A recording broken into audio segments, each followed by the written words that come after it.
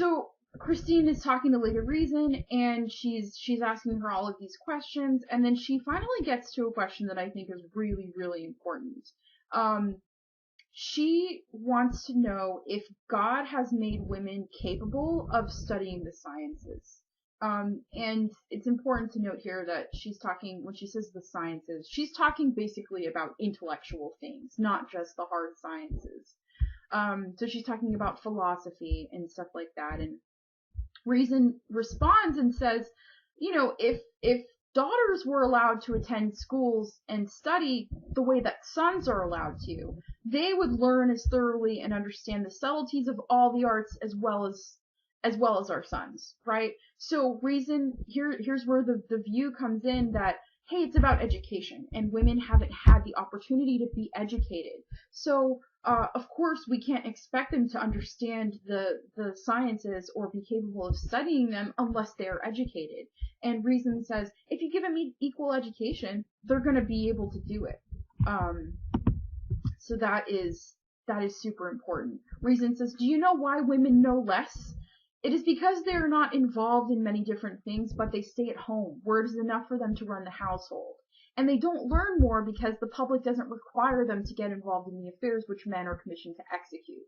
So, this is a huge revolutionary view because it's been said before that women aren't capable of attaining the same levels of knowledge as men are. And Reason totally dispels that, and she's like, it's not true. We have the same capacity. Remember, we have the same souls. And the only reason that women have known less throughout history and have been perceived as dumber than men is because they haven't been given the opportunity. They've been stuck at home, running the household, and the public doesn't think that they should be allowed to involve themselves in public affairs. And therefore they haven't needed to learn anything. So she gives this really cool example of a woman named Cornificia, she's sent to school along with her brother when they're both young through some kind of level of deception and trickery. I don't know if they dressed her as a boy or what, but she's allowed to have an education, and she becomes this wonderful poet. Her works are prized by the great Italian poet Boccaccio.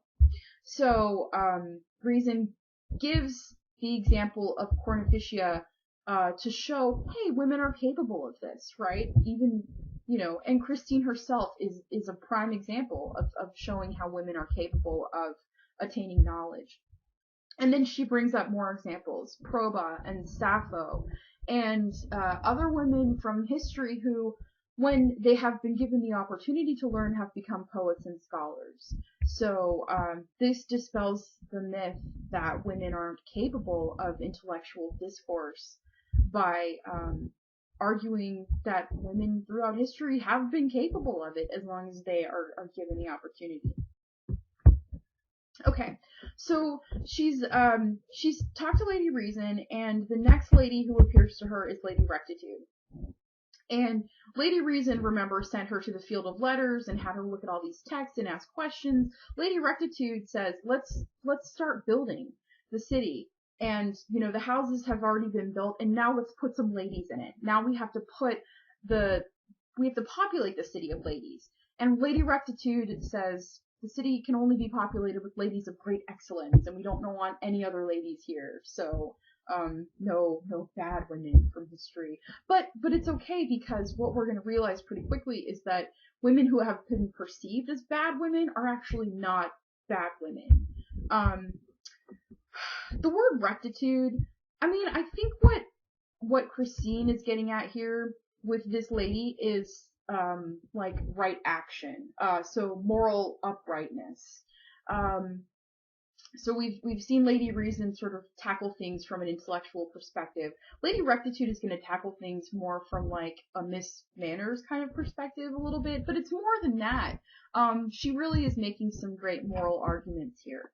Christine talks to Lady Rectitude about the topic of marriage, and she wants to know if what the male writers have said about marriage is true, that marriage is full of unhappiness for men because women they have so many faults and they're so bitchy, right? They have such ill humor that, men who get married are just totally miserable and their wives are shrews and they have to live with these bitchy women for the rest of their lives.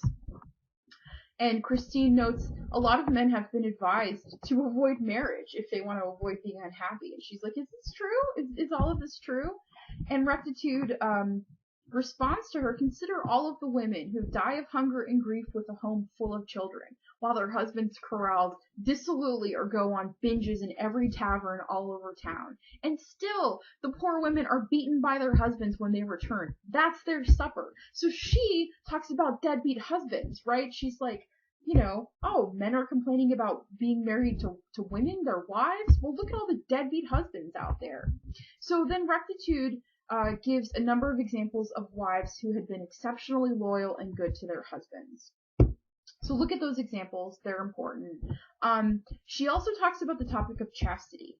Basically in response to the belief that most women are whores. So this is another popular belief about women that Christine can't fathom is true, and Lady Rectitude, shows her how it's not true. So she tells the story of this woman named Susanna, who is, she's married, she's a good, morally upright woman, and she's hanging out in a garden one day, and these two sleazy men show up and try to get her to have sex with them. And she refuses. She's like, no. As she should. And basically the two guys say, well, if you won't have sex with us, we're gonna go to the authorities and tell them that we discovered you with a young man. Basically say, like, you were cheating on your husband. And so she's like, I'm not having sex with you. And so that's what they do. They tell the authorities that she was cheating on her husband, and she gets sentenced to death. But Lady Rectitude tells us that she's saved by God. And so, this is a story that's supposed to dispel that myth that women are whores. She talks about Sarah, right? Who's the wife of Abraham, who we've already looked at in the book of Genesis. Sarah was one of the most beautiful women of her time. And many men, lusted after Sarah, but she remained faithful to her husband, Abraham. Even after she got, taken by the Pharaoh, she didn't waver.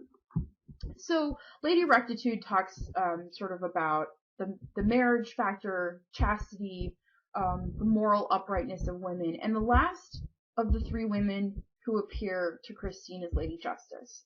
And Lady Justice is the one, so now that we've populated the city with ladies, Lady Justice is we have to bring a queen in to rule. The queen is the Virgin Mary. Although she doesn't rule alone. So it's her blessed sisters, and Mary Magdalene must also dwell with her because they stayed steadfastly with her next to the cross during the entire passion of her son. And she mentions St. Catherine and St. Margaret and St. Lucy, other saints who are being brought in, but the ruler, the queen of the city of ladies is the Virgin Mary. So that's super important.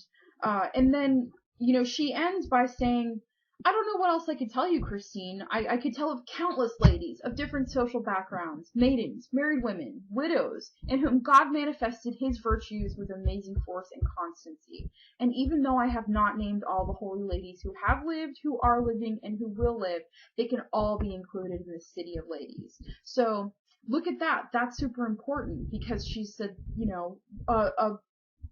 a fine woman is not just a woman of a certain background, but she can be of any social background. She can be a married woman, or she can be a maiden, or she can be a woman, a widow. But the point is, God has chosen women to manifest his holiness, his wonder through them, and that is a totally opposite view of the way that people had interpreted the scripture up until that point. And she's like, I could go on. We could talk about this all day, but I feel like you have enough to populate the city of ladies.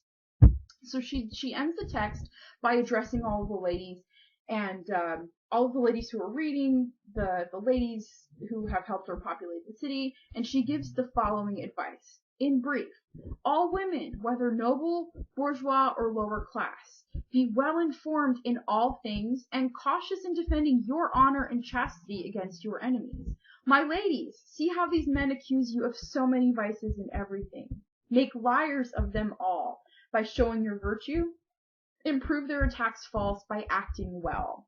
So so she ends the text by saying, hey, you know what? Men are going to lie about you, and you need to prove them wrong by being a good woman, right? Being a woman of God, defend your honor and your chastity by being worthy of inhabiting the city of ladies. So, I think that there's so much interesting stuff in this text. I wish we could read the whole thing, but it's really long. But I really wanted you to see how